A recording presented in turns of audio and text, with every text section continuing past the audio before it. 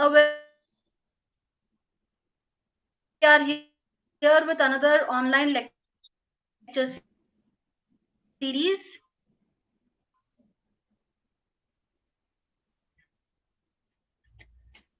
on the occasion of Azaadi ka Amrit Mahotsav, celebrating Azaadi ka Itihaas.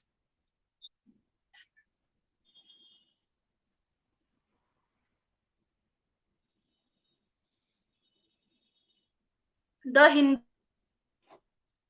Hubballi.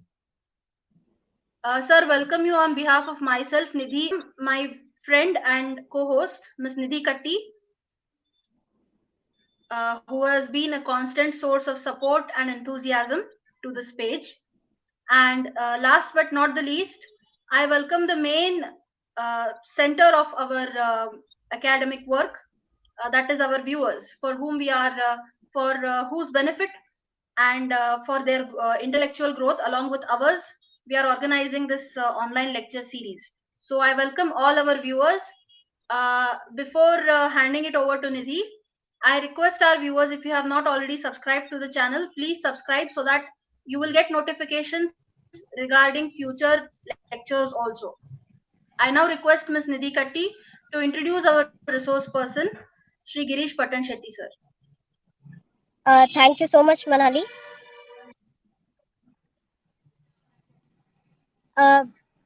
Girish Shivappa Pattanshetti, sir. He's a native of Gundenahalli in Byadgi Taluk of Haveri district. He holds a master degree in English literature from Karnataka University, Dharwad. He has 24 years of experience in the field of journalism, and before he took journalism as a career, he also served as a lecturer for a year, each at National College Basavanagudi and Shri Jagadguru Renukacharya College in Bangalore. And after having served in Kannad Daily Prajavani as a reporter cum a sub-editor for 7 years, he joined National Daily The Hindu in 2005. Presently, he is serving as senior assistant editor of The Hindu in Hubballi with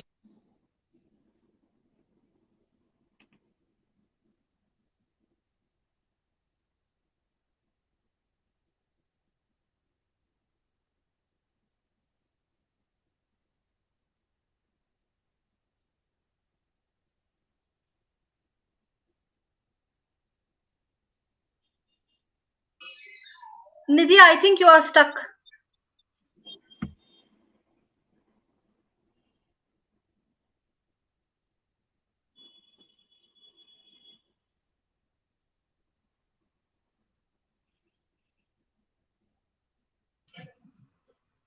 Nidhi, are you there? Yeah, I'm here. Can you hear me? Yeah, you were stuck for a minute there. Please Okay, continue. yeah, sure. Yeah. So as I was introducing Mr. Girish Pattanshetti, sir, he has delivered talks at the convention of Horanadu Kannadigas at Baroda in Gujarat and at various institutions. He has delivered radio talks for Akashvani Dharwad and has contributed translation to 2 books. And he has also acted in plays and uh, many serials too. So it's a honor to introduce Mr. Girish Pattanshetti, sir, today on the platform of the history enthusiast, and I'm blessed to get this opportunity. And thank you so much, sir, for accepting our invitation to give this talk on the occasion of Azaadi ka Amrit Mahotsav. Thank you so much. Thank you very much, Nidhi, for this introduction. I now request Mr. Girish Pattanshetti, sir, to begin with the talk on the role of newspapers in the Indian freedom movement. Okay. Very good afternoon, everyone. Let me thank the organizers of the event for inviting me to share a few of my views on this topic. It's a very big topic, the role of newspapers in Indian freedom struggle. But I would like to admit one thing, that maybe since I am a literature student, I may get few dates wrong. If please pardon me for that. Let me begin with um, uh, a brief insight into how journalism took birth before I venture into the main topic. Let me quote the statement of the third president of United States of America, Thomas Jefferson. He said, "Were it left to me to decide whether we should have a government without newspapers or newspapers without a government, I should not hesitate a moment to prefer the latter." So that goes to say how important a newspaper is. Before I move on to the main topic, let me start how actually the whole thing, the newspapers started. As history students, many of you might be aware that the initial concept of newspapers started way back, maybe in the first century BC. It was, as I am a literature student, I know Julius Caesar from the tragedy that was written by Shakespeare. But from the historical point of view, Julius Caesar is said to be one of the pioneers in beginning of a newspaper. Of course, it was in a very primitive state then. So he came up with this acta diurna. It is just an activity to inform the people about social and political happenings during that period. And the mode was using large whiteboards. Usually they were displayed at the baths.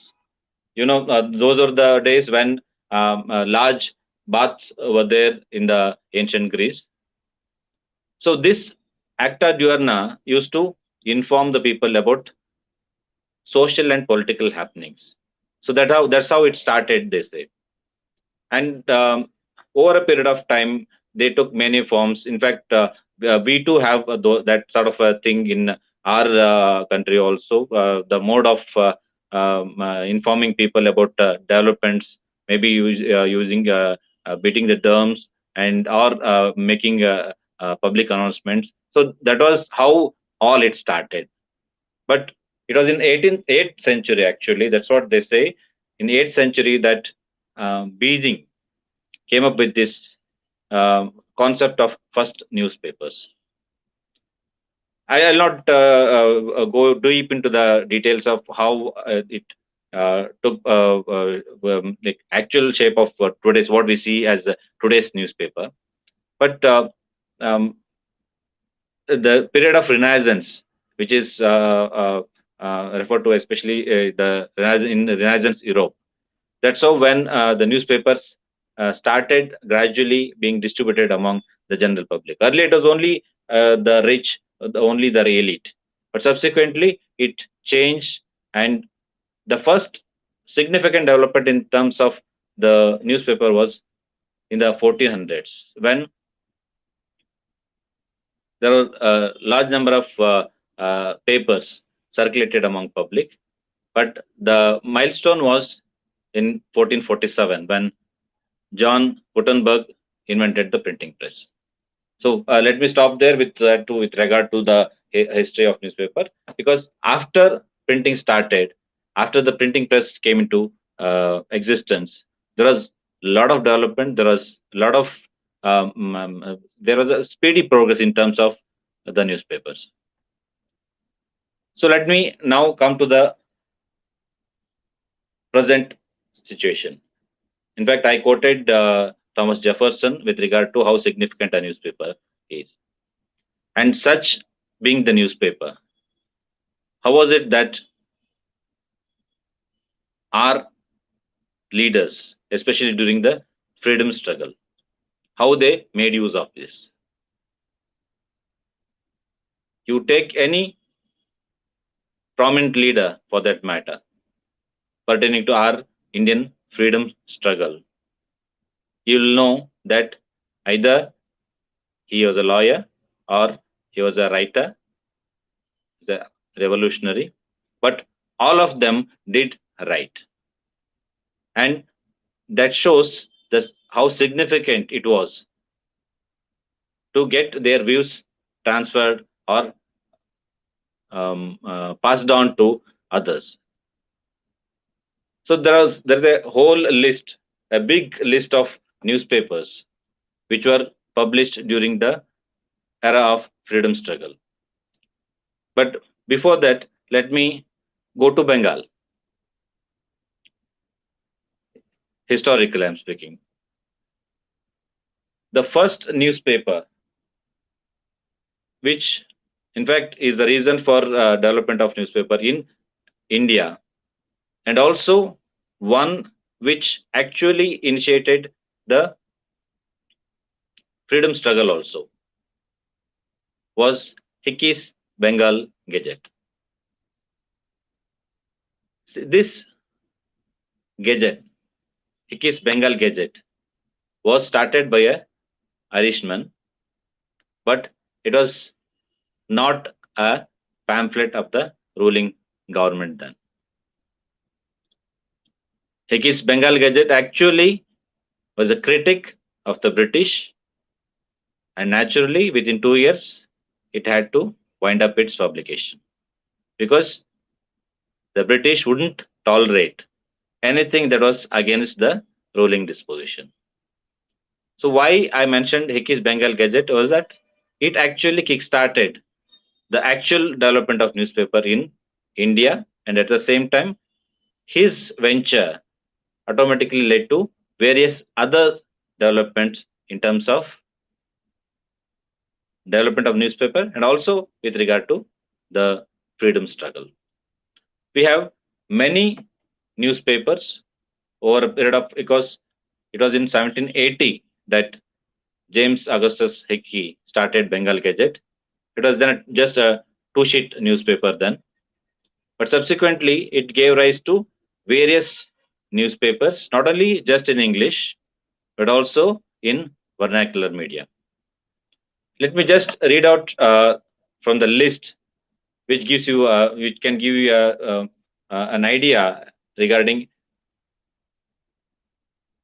how many newspapers were there. In fact, it's a bit difficult to list out how many of there. There are hundreds actually, because one side it was English newspaper, which was usually used by the prominent leaders of the freedom struggle, but at the same time there are other newspaper also brought out in vernacular languages, be it Hindi, be it Bengali, be it Kannada, be it Marathi.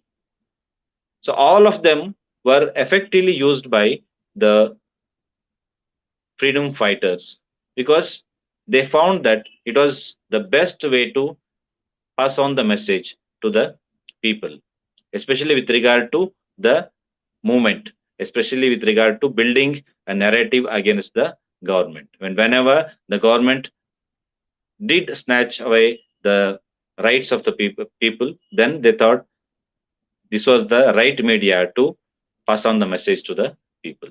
So let me just give you read out the list which I have with me.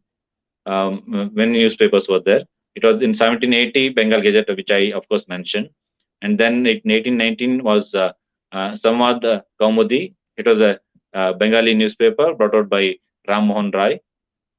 Ram Mohan Rai, again we had another Persian language journal. It was called Mirat ul Akbar. And then 1854 was the Hindu Patriot by Madhusudan Ray. 1854 it was Rast Goftar, Gujarati newspaper brought out by Dadabai Nauroji. Then it was Som Prakesh, a weekly newspaper brought out by Ishwachan Vidyasagar. Then there was Indian Mirror brought out by Devendranath Tagore. Amrit Bazar Patrika, it was in 1868 newspaper. Shishir Kumar Ghosh and Motilal Ghosh. Then Tajbul Akhlaq, a journal brought out by Syed Ahmad Khan. Then it was in 1878 that the Hindu newspaper took birth. Since I represent the Hindu newspaper, let me just give you a little bit more info regarding how the Hindu newspaper started. It was 6 young nationalists then, way back in 1878. They wanted to be the voice of the people. They wanted to highlight the grievances of the people. At the same time, they wanted to become or comment on the policies of the British. So these were some 4 law students were there. Namely, it was T.T. Rangacharya, P.V. Rangacharya, D. Keshavarao Pantulu, and N. Subbarao Pantulu. These are law students.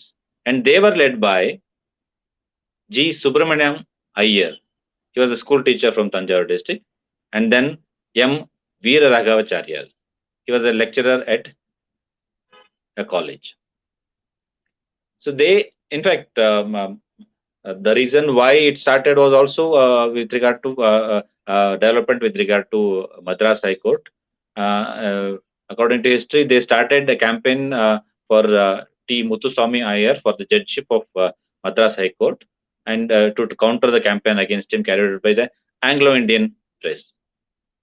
See, when we say newspapers were there were many newspapers then, but at the same time, there were very few newspapers that were nationalists. Few newspapers were carrying or providing a medium of expression for the voice of the people. And they naturally, because they were speaking against the government, they naturally were suppressed. So this Hindu newspaper in 1878, when these 6 people came together to bring out that newspaper, they, of course, they were not that rich enough to have invest huge money there. They actually invested around just 1 rupee 20 anna to, that too was a borrowed money to start the press. Of course, over a period of time, various developments took place, and Hindu, of course, now has been doing what it has. It started with what purpose it started, telling the truth or presenting the truth before the people. That's what it has been doing. But then the other list, there are let me just briefly mention about others also.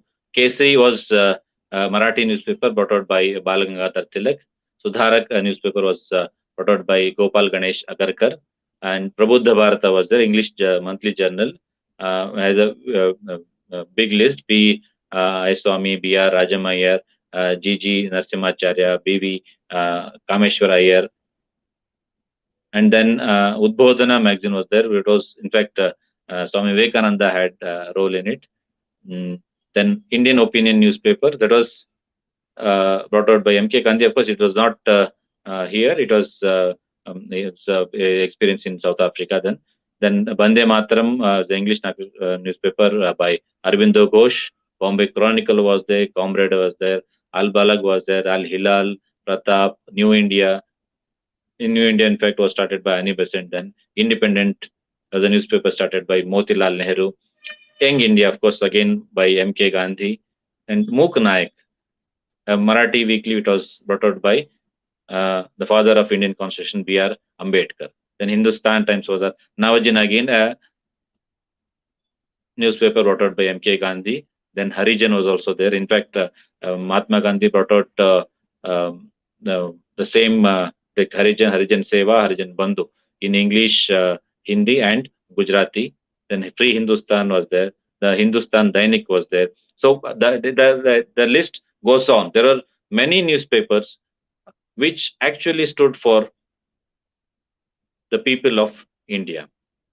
And running a newspaper that was speaking against the government, that was giving a platform for the views of the people was a very difficult task during those days.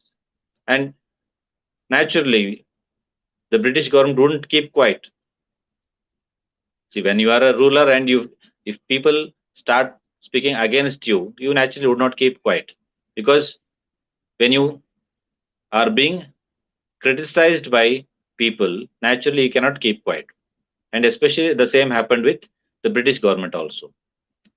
They brought out various regulations. They brought out various laws, because 1870 to 1918, that was the period when the newspapers in India started booming in a way, and especially those with national interest. Of course, there are commercial newspapers also. In fact, Mahatma Gandhi does make a statement saying that when a newspaper starts making profit, then definitely there is something wrong with it.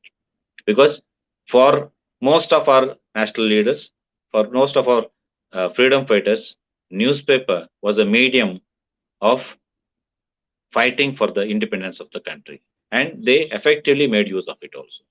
But they had to do it in a very subtle manner. They cannot just go out and say that what the British are doing is wrong, because they were not in power. They were speaking against the power.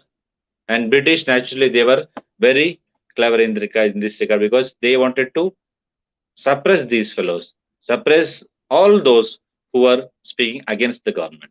So what they did, they had various regulations. In fact, nowadays we have this talk of the sedition clause in the Indian constitution.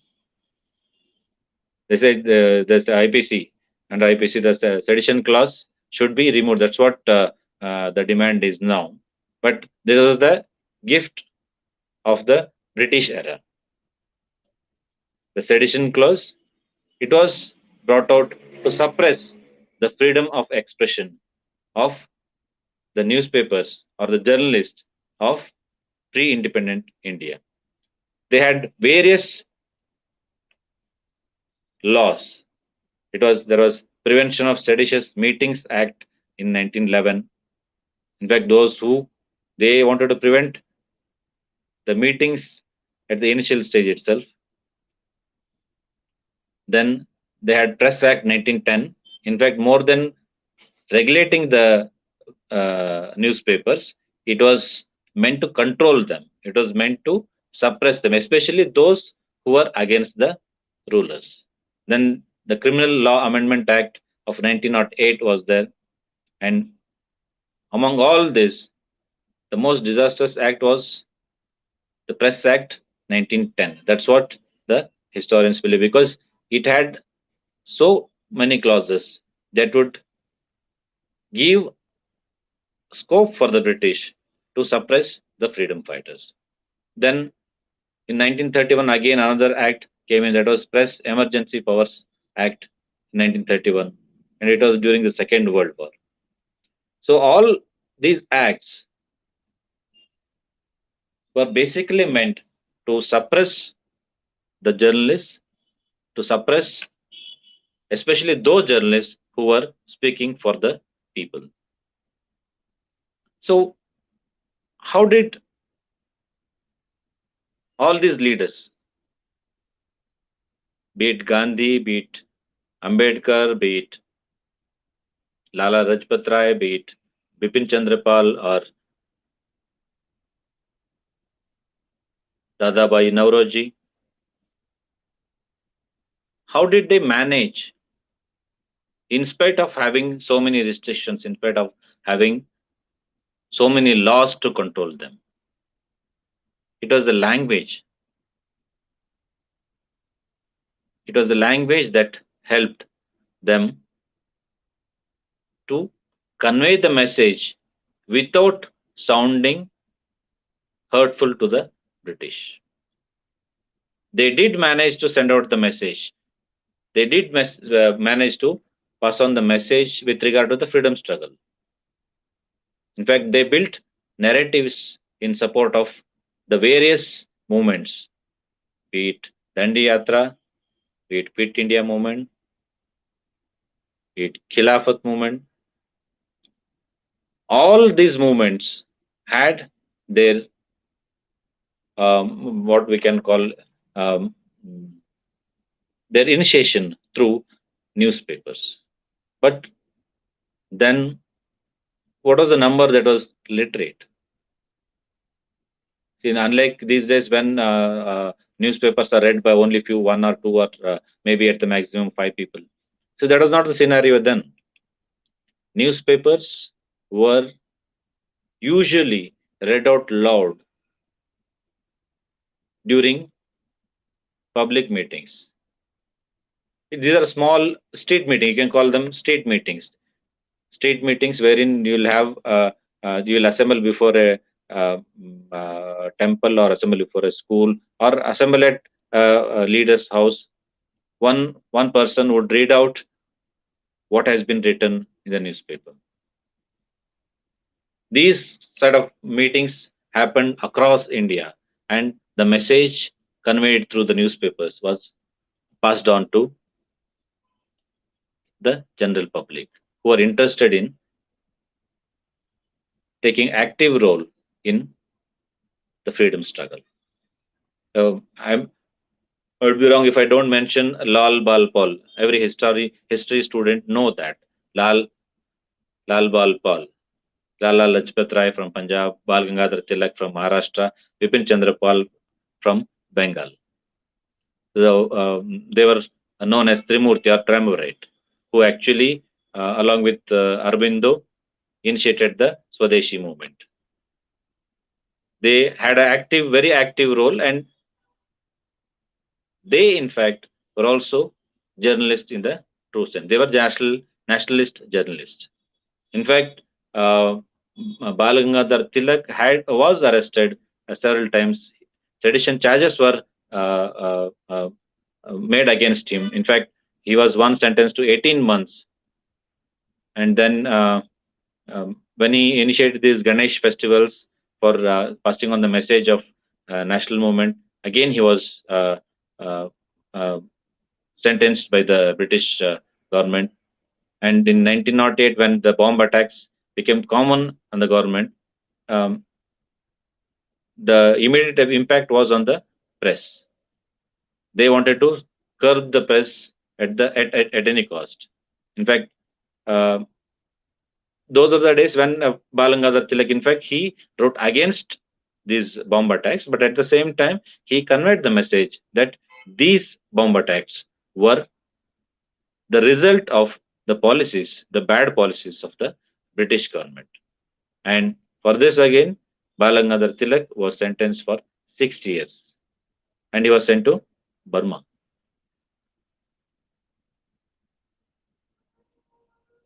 All of you know how many times Mahatma Gandhi was jailed for speaking against the British. All our national leaders. In fact, the first Prime Minister of India, Jawaharlal Nehru, was also sentenced to prison for several times.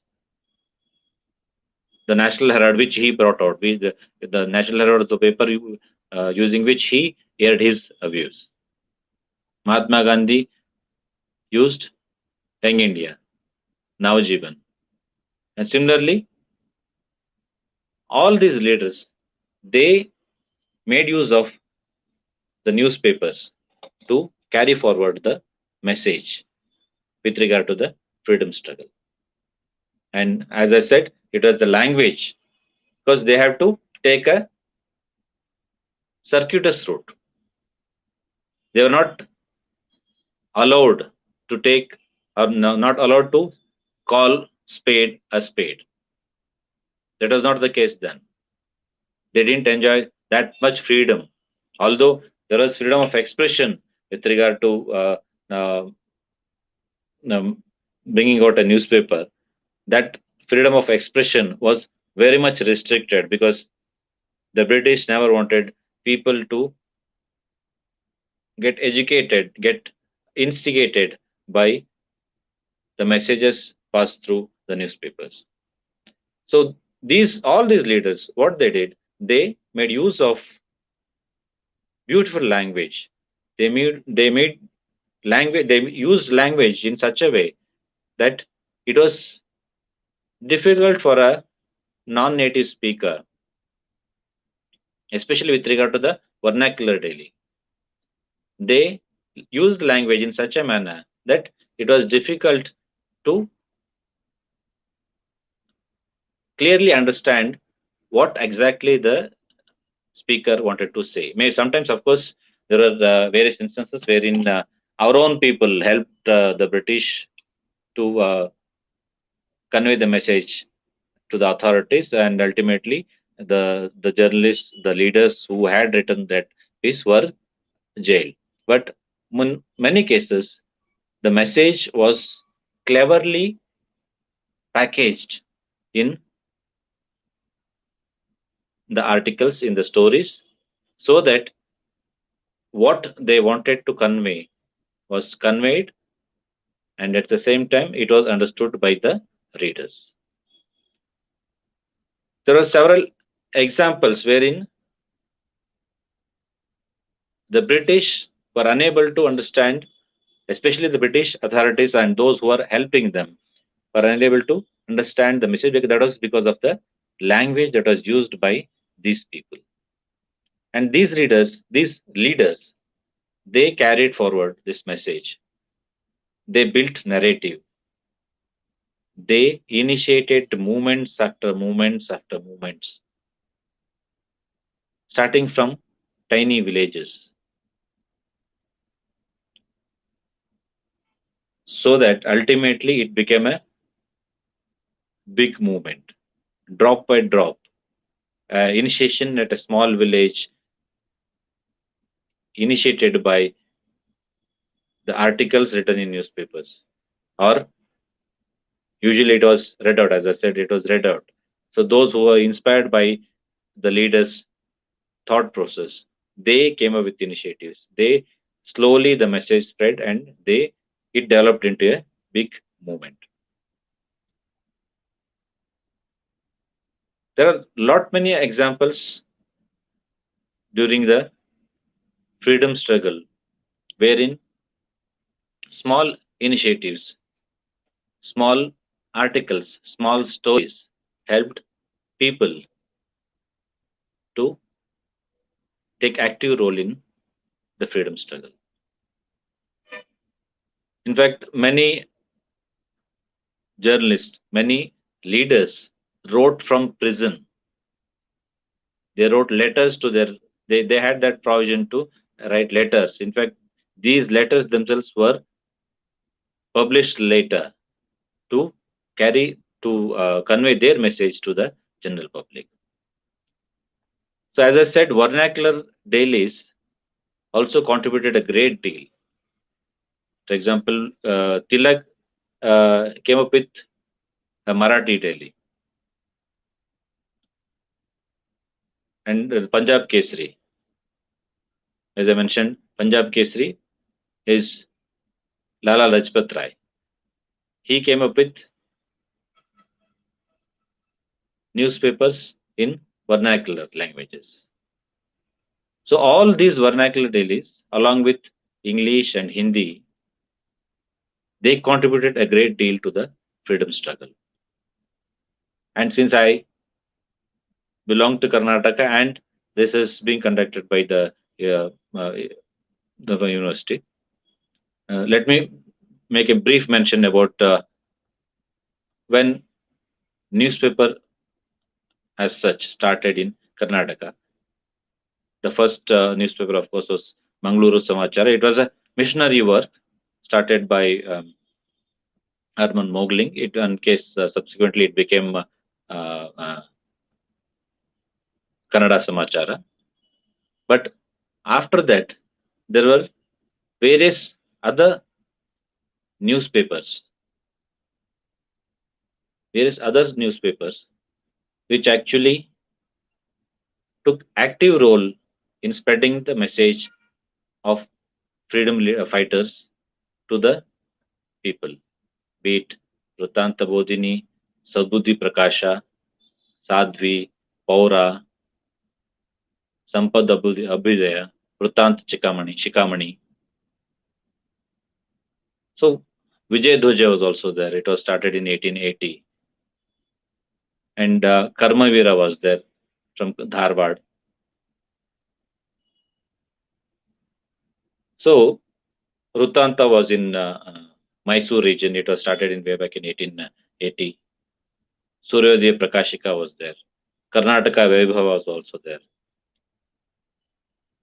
It was Karnataka Vaibhava was started by Govind Rai from Bijapur. From Chikodi, there was Vibhakar, and then Lokamata was there, and then Veera Kesari was there. In fact, there are many journalists who took active role in the freedom movement. I would be wrong if I don't mention Mahare Hanumant Rai was instrumental in the publication of Sangyut Karnataka from Hubballi. So all these leaders, in one or the other way, all these journalists for that matter, they, in one or the other way, they contributed a great deal to the freedom struggle. If I want to mention the whole list, then it will take a day or two, because there are so many number of newspapers, so many number of journals, so many number of periodicals, which directly contributed to the freedom struggle. Those are the days when there are a lot many restrictions, but in spite of that, they could manage to get the message to the people. So I think I am exceeding my time.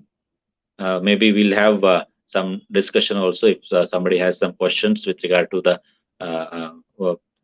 movement, with regard to the freedom struggle, the role of newspapers in that whole movement. I would be happy to answer those queries. And let me ask the organizers of the event to carry forward the next process. Thank you.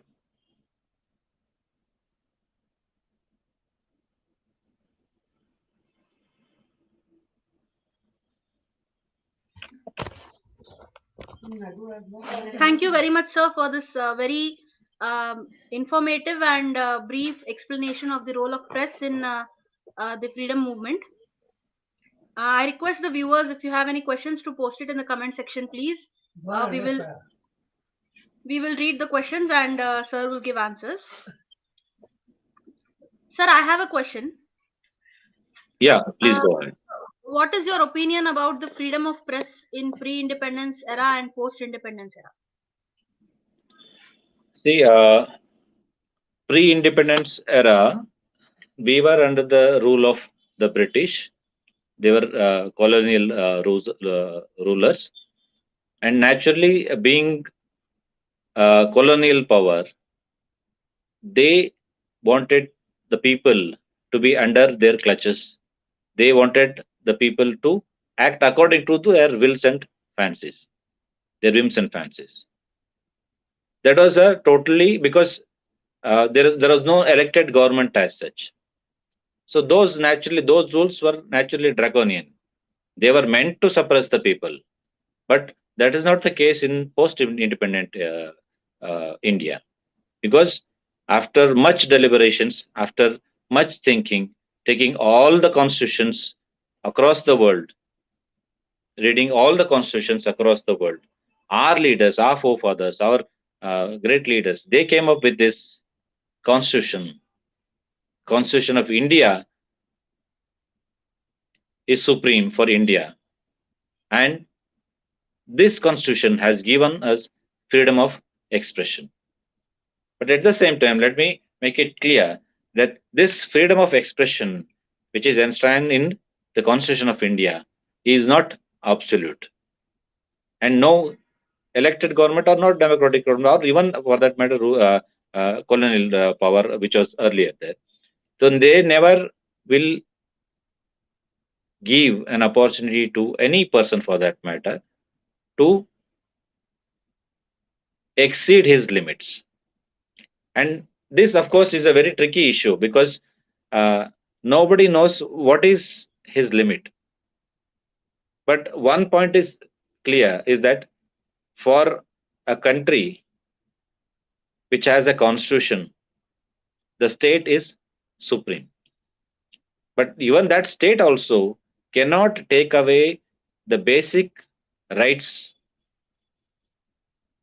the freedom of expression, be it even for that matter, right to life, right to liberty. They cannot be taken away because it is there in the preamble itself. And it has been, in fact, argued before the Supreme Court several times that these basic rights, these fundamental rights, they cannot be taken away by the government. Of course, there will be violations of it. And for those violations, again, we have to seek remedy in, they have to seek remedy from the court itself. But with regard to your question as such, there are excesses happening now also. Even although Constitution has given us freedom of expression, the state, that's why I mentioned about the sedition clause. The sedition clause, when I mentioned sedition clause, during pre-independent India, it was the ruler was there, but now the same rule is still applied even now also. And that's why the big debate is going on still on, because many people want the sedition clause to go because it in way suppresses the freedom of expression. So there are violations happening now also, which again we have to take the only democratic route to question the government and also seek remedy from the of course, we have to seek remedy from the government itself because we are governed by the democratically elected government. Absolutely agree, sir. There's a question in the comment section, sir. Professor S.K. Aruni, sir, has asked a question. Yes. Could you explain the role and impact of European newspapers, particularly the British newspapers, on India or South Asian countries? Were those newspapers influenced by India? Did they influence on the Indian newspapers? See, with regard to European newspaper for that matter, technically they did influence the Indian newspapers with regard to, because the technology which was used by the European newspapers, the same technology also was used by the Indian newspapers. Of course, there was a slight delay in the extent of advancement that took place in the field of print media, especially with regard to printing machines and other things. But as far as the policies are concerned, they did have an impact, both negatively and as well as positively, because most of these European newspapers were in English, naturally, and the readers, of course, were English-knowing people, and they did have some influence with regard to the movements happening in the European countries. But at the same time, let me honestly admit that these newspapers were also, in a way, pro-rulers, because there is no such thing. Because now, as we see, when a newspaper is published, unless they have a very strong reason to speak against the government, they won't speak.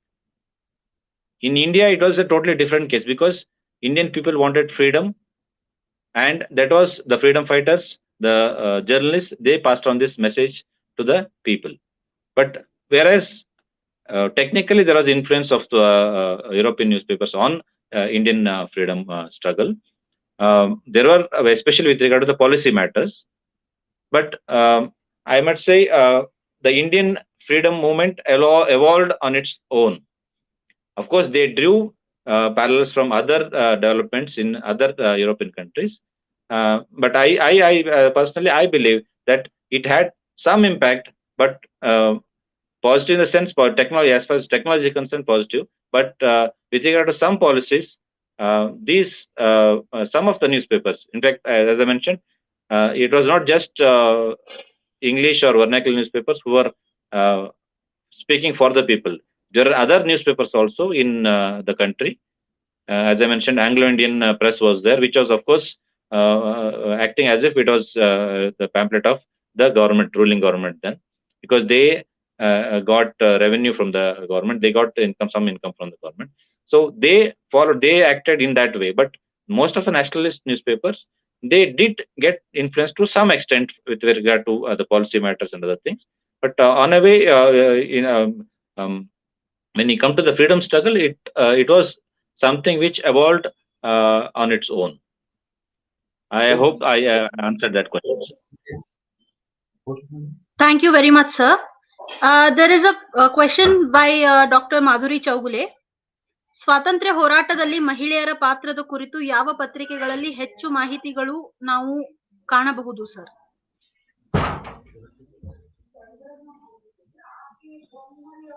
ಯಾವ ಪತ್ರಿಕೆ ಅಂತ ಒಂದು specific ಪತ್ರಿಕೆ ಅಂತ ಹೇಳಿ ಅದನ್ನ mention ಮಾಡ್ಲಿಕ್ಕೆ ಸಾಧ್ಯ ಇಲ್ಲ. ಬಹುತೇಕ ಪತ್ರಿಕೆಗಳು ಈ ಸ್ವಾತಂತ್ರ್ಯ ಹೋರಾಟಗಾರರ ಬಗ್ಗೆ ಬಂದಾಗ ಎಲ್ಲ ಪತ್ರಿಕೆಗಳು ಈ ಸ್ವಾತಂತ್ರ್ಯ ಹೋರಾಟಗಾರರ ಬಗ್ಗೆ ಬರೆದಿದ್ದಾರೆ. ಯಾಕಂದ್ರೆ ನಮ್ಮ ಕನ್ನಡ ಪತ್ರಿಕೋದ್ಯಮ ಇರ್ಬೋದು, ಇಂಗ್ಲಿಷ್ ಪತ್ರಿಕೋದ್ಯಮ ಇರ್ಬೋದು, ಭಾರತದಲ್ಲಿ ಪತ್ರಿಕೋದ್ಯಮ ಪ್ರಾರಂಭಕ್ಕೆ ಮುನ್ನುಡಿಯಾಗಿದ್ದೇ ಈ ಸ್ವಾತಂತ್ರ್ಯ ಹೋರಾಟ. ಸ್ವಾತಂತ್ರ್ಯ ಹೋರಾಟದಿಂದನೇ ಬಹಳಷ್ಟು ಪತ್ರಿಕೆಗಳು ಬೆಳೆದವು. ಆಮೇಲೆ ಸ್ವತಂತ್ರ ಹೋರಾಟದಿಂದಲೇ ಬಹಳಷ್ಟು ಪತ್ರಿಕೆಗಳು ತಮ್ಮ ಬದ್ಧತೆಯನ್ನ ಸಾಬೀತು ಮಾಡಿದವು. ಹೀಗಾಗಿ ಇಂಥದೇ ಒಂದು ಪತ್ರಿಕೆ ಮಾತ್ರ ಮಹಿಳೆಯರ ಬಗ್ಗೆ ಬರೆದಿದೆ ಅಂತ ಅಂತಲ್ಲ, ಎಲ್ಲ ಪತ್ರಿಕೆಗಳು, ಬಹುತೇಕ ಪತ್ರಿಕೆಗಳು ಸ್ವಾತಂತ್ರ್ಯ ಹೋರಾಟಗಾರರ ಬಗ್ಗೆ, ಸ್ವಾತಂತ್ರ್ಯ ಚಳವಳಿಗೆ ಬಗ್ಗೆ, ಅದರಲ್ಲಿ ಮಹಿಳೆಯರ ಪಾತ್ರದ ಬಗ್ಗೆ ಹಿಂದೆನೂ ಬರೆದಿದ್ದಾರೆ, ಈಗನೂ ಬರೀತಾ ಇದ್ದಾರೆ. Thank you very much, sir. There's another interesting question by Dr. S K Aruni, sir. It is also a very, I also have this curiosity. How did the newspapers in Pakistan react to partition? After partition, what kind of reactions were printed in the Pakistani newspapers? See, the thing is, compared to India, Pakistan is not that liberal in terms of freedom of press. It may be many are aware of it, and in fact those living in Pakistan are also aware, and those in India are also aware. We cannot in fact say that, because before partition all newspapers were Indian newspapers only. So they still had that tendency, but those with a bent of mind with regard to Pakistan, those who had views in support of having a nation based on religion, they of course brought out articles in praise of Muhammad Ali Jinnah and other leaders then. But at the same time, there are newspapers which also brought out critical articles regarding how this development is going to affect Pakistan as a country. So those are also there. But at the same time, as I said, when British were there, they tried to suppress. And when you are in rule, when you speak against the government, you are bound to be suppressed. So those are also acts which happened, which through which they were suppressed. But in spite of that, they continued speaking against the rule, and some of them, of course, as you said, as sedition clause was used in India, the same sedition clause was used against them in Pakistan also. Thank you very much, sir. It was indeed a very interesting answer. Nidhi, do you have any questions? Yes, actually, I have two questions, sir. My first question is that in India, the press or media has full freedom, and Constitution has given them total liberty. Is it correct to give full freedom for newspapers or any kind of media in democratic countries, sir, where they can talk against the ruling government itself in present situation? That is the first question, sir. And my second question is, the quality of newspapers is decreasing day by day. The amount of news or articles which we get in maybe English newspapers or vernacular newspapers, the quality is decreasing. So what is the cause for this, and how can we stop this decreasement in the quality by like Okay. youths being youths? Okay. Let me answer your first question first. You mentioned about the press having absolute freedom. It's a very wrong notion. The Constitution of India doesn't give absolute freedom to anyone, because the way journalists behave these days, you are bound to come to that conclusion that probably the press has absolute freedom, and there is more freedom to them than anything. Yes, if you ask a journalist, the rule is whatever applies to the common man applies to the journalist also. All the rules and regulations, they apply to a journalist also. You have freedom of expression to the extent that it should be the voice of the people. The freedom of expression given to the press is limited to the voice of the people, not to individual voice. This we should understand, that if I am a press person, I can go everywhere, anywhere, and talk like anything. That's not true, and it should not be tolerated and should not be encouraged also. Many people think that we are above something else, above law. No, that's not truth. We are bound by the rules and regulations. We are bound by law, and let me make it clear again that this freedom of expression given to the media is not individual, it is collective.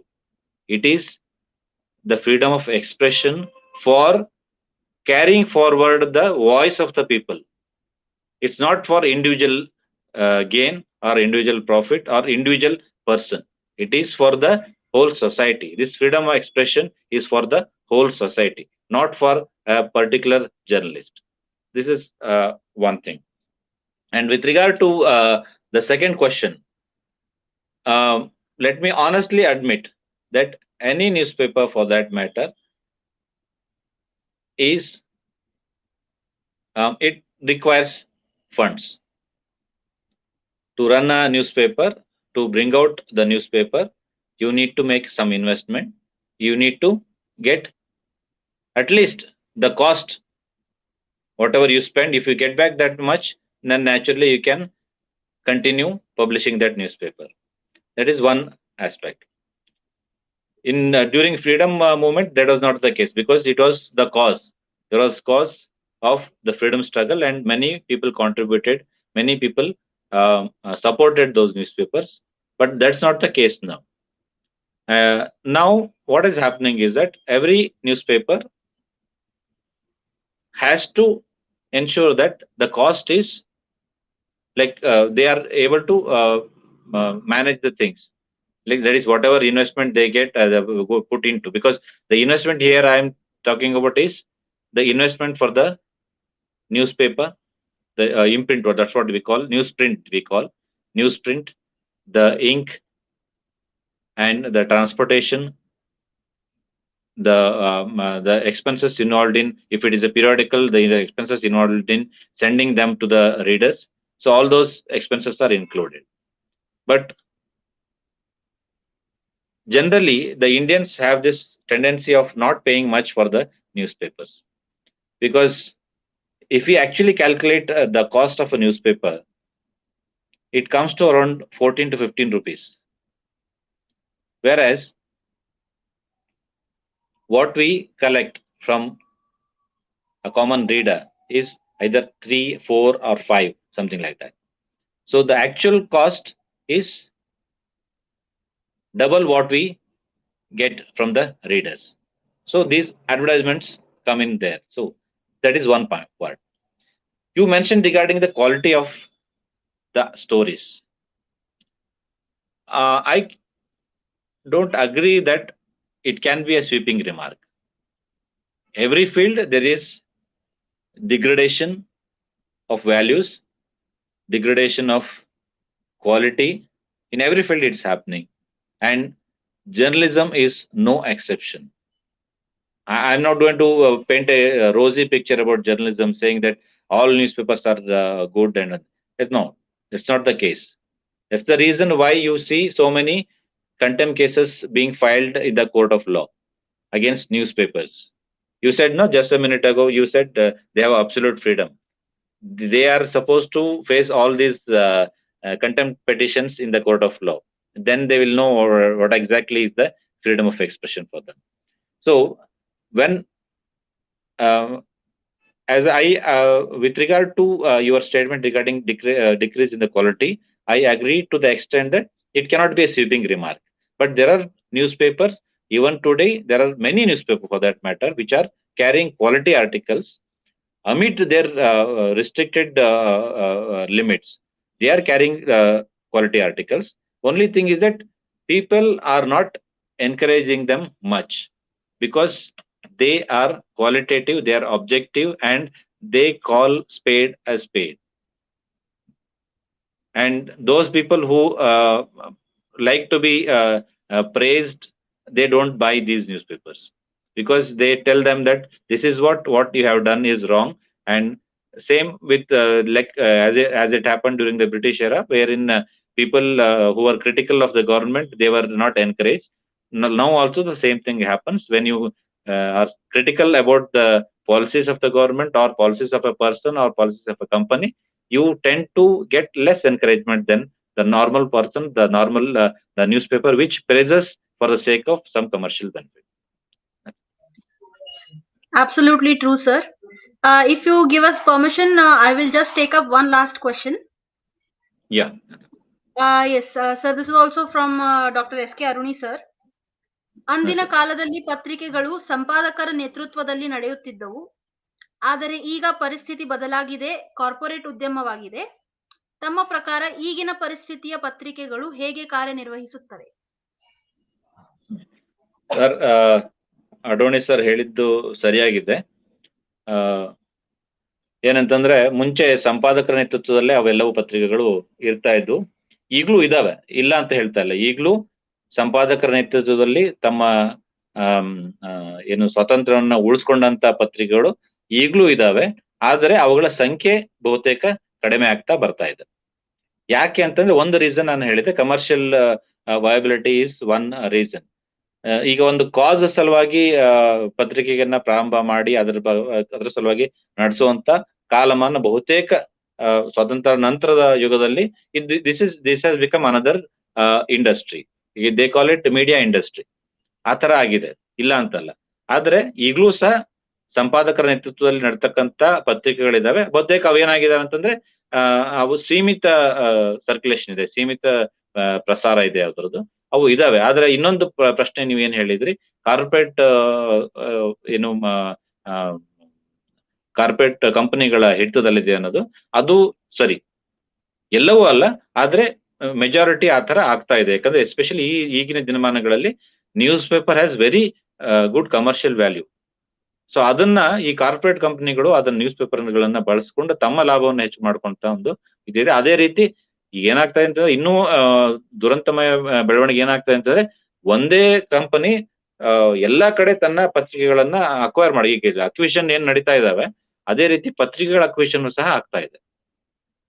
ಹೀಗೆ ಆಗಬಾರದು ಅಂತ ಹೇಳಿ ಕೆಲವು ಈಗ ಮುಂದುವರಿದ ರಾಷ್ಟ್ರಗಳಲ್ಲಿ, ಯುರೋಪ್ಗಳಲ್ಲಿ ಏನಾಗ್ತಾ ಇದೆ ಅಂತಂದ್ರೆ, ಈ ಕಾರ್ಪೊರೇಟ್ ಜಗತ್ತಿನಲ್ಲಿ ಕಾರ್ಪೊರೇಟ್ ಕಂಪನಿಗಳಿಗೆ ಒಂದೇ ಕಂಪನಿಗಳನ್ನು ಎಲ್ಲಾ ರೀತಿಯ ಪತ್ರಿಕೆಗಳನ್ನ ಅಕ್ವೈರ್ ಮಾಡಬಾರದು ಎನ್ನುವಂತ ರೂಲ್ಗಳನ್ನ, ಒಂದು ಕಾನೂನುಗಳನ್ನ ಅಲ್ಲಿ ಆಲ್ರೆಡಿ ಕೆಲವು ದೇಶಗಳಲ್ಲಿ ತರ್ತಾ ಇದ್ದಾವೆ.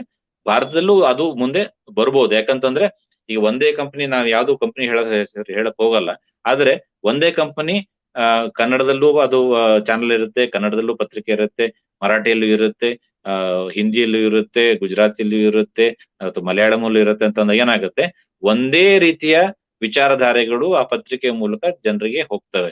ಸೊ ಅದನ್ನ ನೆರೆಟಿವ್ ಬಿಲ್ಡ್ ಮಾಡೋಕೆ ಉಪಯೋಗಿಸಬಹುದು ಅನ್ನೋ ಒಂದು ಸಾಧ್ಯತೆ ಇರೋದ್ರಿಂದ ಆ ರೀತಿ ಆಗಬಾರ್ದು ಅಂತ ಒಂದು ಹೋರಾಟ ಈಗಲೂ ನಡೀತಾ ಇದೆ. ಶುರುವಾಗಿ ನಿಧಾನಕ್ಕೆ ಶುರುವಾಗಿದೆ. ಬೇರೆ ಕಡೆ ಕೆಲವು ಹೊರದೇಶಗಳಲ್ಲಿ ಇದಾಗ್ಲೇ ಆಗಿದೆ. ಅದು ಆ ರೀತಿ ಒಬ್ಬರಿಗೆ ಅದನ್ನ ಕೊಡಬಾರದು ಅಥವಾ ಆ ರೀತಿ ಕಾರ್ಪೊರೇಟ್ ಹಿಡಿತಕ್ಕೆ ಪೂರ್ತಿ ಅದನ್ನ ಒಳಗಡೆ ಮಾಡಬಾರದು, ಕಾನೂನು ತಿದ್ದುಪಡಿಗಳನ್ನು ಮಾಡಬೇಕು ಅಂತ ಹೇಳಿ ಬಹುಶಃ ನಮ್ಮಲ್ಲೂ ಸಹ ಅದು ಮುಂದಿನ ದಿನಮಾನಗಳಲ್ಲಿ ಅದು ಬರಬಹುದು ಅಂತ ನಿರೀಕ್ಷೆ ಇದೆ. ಅರುಣಿ ಸರ್ ಧನ್ಯವಾದಗಳನ್ನು ತಿಳಿಸಿದ್ದಾರೆ ಸರ್. ಅದೇ ರೀತಿ Kavita Kusugal madam has written, Pattanshetti sir, very cool and apt presentation, congratulations. So thank you sir, it was a very informative and educative experience to listen to your talk, and we have come to the end of this online lecture sir. I would like to request Nidhi to propose the vote of thanks. ಅದಕ್ಕಿಂತ ಮುಂಚೆ ಎಲ್ಲರಿಗೂ ಧನ್ಯವಾದಗಳು, ಪಾಲ್ಗೊಂಡಂತ ಎಲ್ಲರಿಗೂ. ವಿಶೇಷವಾಗಿ ಪ್ರಶ್ನೆಗಳನ್ನ ಕೇಳಿದವರಿಗೆ ಧನ್ಯವಾದಗಳು. ಯಾಕಂದ್ರೆ ಈ ಚರ್ಚೆಗಳೇನಿರುತ್ತೆ ಅಂತಂದ್ರೆ ಯಾವಾಗ ಅರ್ಥಪೂರ್ಣವಾಗೋದಂದ್ರೆ ಪ್ರಶ್ನೆಗಳು ಬಂದಾಗ, ಇಲ್ಲ ಅಂತಂದ್ರೆ ಏಕಮುಖ ಸಂಚಾರ ತರ ಆಗ್ಬಿಡುತ್ತೆ ಅದು. ಪ್ರಶ್ನೆಗಳು ಕೇಳಿದವರಿಗೂ ಧನ್ಯವಾದಗಳು. ಹಾಗೆ ನನ್ನನ್ನ ಇಷ್ಟು ಸಮಯದವರೆಗೆ ನನ್ನ ಮಾತುಗಳನ್ನ ಕೇಳಿದವ್ರಿಗೂ ಸಹ ಧನ್ಯವಾದ. Thank you very much sir. Nidhi?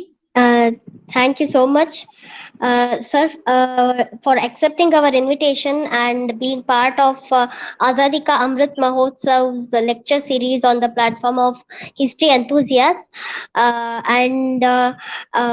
After calling, suddenly you accepted the invitation, and we felt very pleasant for that. You didn't make us put lot of effort to convince you to be part of the lecture series of Azaadi ka Amrit Mahotsav on our platform. That's why I'm thankful to you. Thank you so much, sir. Secondly, I thank all.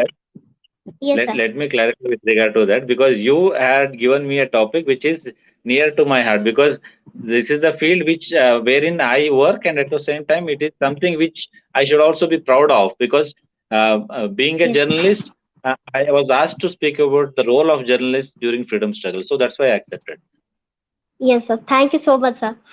And I secondly thank all the audience who were active throughout this lecture and who supported us and keep supporting us for further lectures and our new initiatives. And I also thank co-host of this lecture and co-founder of the History Enthusiast, Ms. Manali Momaya. And thank you so much, everyone. Keep supporting us, and tomorrow at the same time we have one more lecture, and our resource person for tomorrow's lecture is Dr. Kavita Kuskal ma'am. Please do attend that lecture too. It's also going to be very interesting one, and thank you so much. Thank you. Yes, Nidhi, I just want to add the topic of tomorrow's lecture is the role of English literature in Indian freedom movement. So I am sure all history enthusiasts and literature enthusiasts will definitely want to listen to this lecture. So kindly join us tomorrow at 3:30 p.m. We are signing off now. Goodbye. Bye.